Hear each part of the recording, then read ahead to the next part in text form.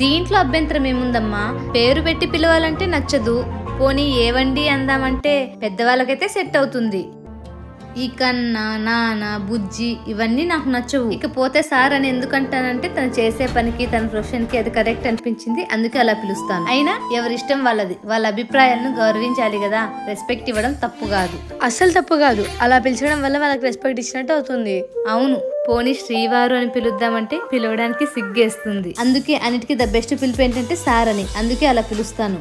Thank you ma'am, అడగగానే చెప్పినందుకు. అయ్యో పర్లేదు మా. సరే మ్యామ్, ఇంకా వెళ్ళొస్తాం.